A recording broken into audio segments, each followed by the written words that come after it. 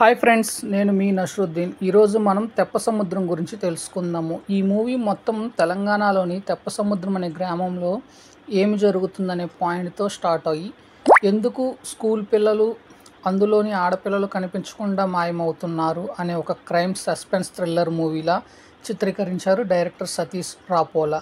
ఈయన తీసుకున్న పాయింట్కి సస్పెన్స్ క్రైమ్తో యాడ్ చేసి చూపించిన విధానము కొంతమేరకు సక్సెస్ అయ్యారని చెప్పవచ్చు. ఇకపోతే స్కూల్ పిల్లలు మిస్సింగ్ తర్వాత వారి అత్యాచారం చేయటము, ఇవన్నీ ఎవరు చేస్తున్నారు అనేది చూపించకుండా సస్పెన్స్ని క్రియేట్ చేస్తూ క్లైమాక్స్ వరకు మెయింటైన్ చేశారు డైరెక్టర్. అలానే ఈ మూవీ చూస్తున్నంతసేపు ప్రతి క్యారెక్టర్పై అనుమానం రావటము, ఎవరు ఆ సీరియల్ కిల్లర్ అని ఆలోచనలో పడటం ప్రేక్షకుడు వంతు అవుతుంది. ముఖ్యంగా ఆ సీరియల్ కిల్లర్ను ఫేస్ కనపడకుండా చూపించే విధానం బాగా ఆకట్టుకుంటుంది. అలానే ఆ సీరియల్ కిల్లర్ కోసం అన్వేషణలో భాగంగా పోలీసులతో పాటు ఒక జర్నలిస్టు మరియు ఆటో డ్రైవర్, అలానే ఒక లాయర్ అన్వేషణ బాగుంటుంది. ఫస్ట్ హాఫ్ అంతా లవ్ ట్రాక్తో పాటు కామెడీ నడిపించిన డైరెక్టరు ఫస్ట్ హాఫ్ ఎండింగ్లో ఇచ్చే ట్విస్ట్ బాగుంటుంది.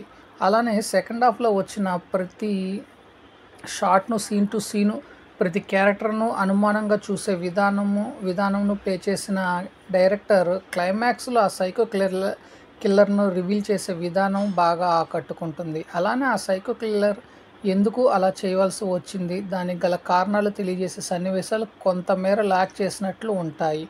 మరియు ఆడపిల్లల పట్ల ఆడపిల్లలు ఎటువంటి జాగ్రత్తలు తీసుకోవాలి అనే, అలానే వారిపై వచ్చే మెసేజెస్ కానీ బాగుంటుంది. అలానే టెక్నికల్ వాల్యూస్ పర్లేదనేలా ఉంటుంది. ఇకపోతే ఈ తెప్ప సముద్రం మూవీ స్టోరీ లైన్ వచ్చేసి ఏమిటో చూద్దాము.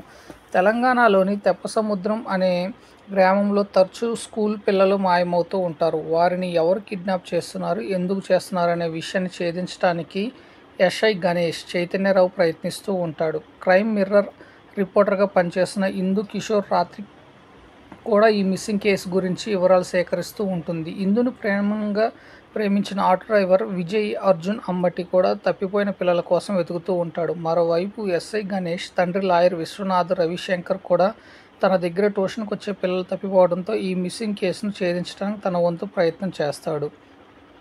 ఈ క్రమంలో గజా చేసే గంజాయి దందా బయటపడుతుంది. ఈ కేసులో విజయ్తో పాటు అతని స్నేహితులను అరెస్ట్ చేస్తాడు గణేష్.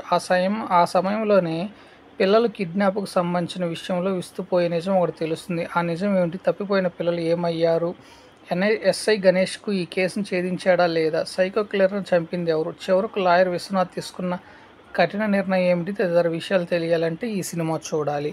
ఇకపోతే ఈ తెప్ప సముద్రం యొక్క ప్లస్ పాయింట్స్ వచ్చేసి సస్పెన్స్ క్రైమ్ మూవీస్ని చూసేవారికి బాగా నచ్చుతుంది. థ్యాంక్ యూ ఫ్రెండ్స్, నేను మీ నష్రుద్దీన్.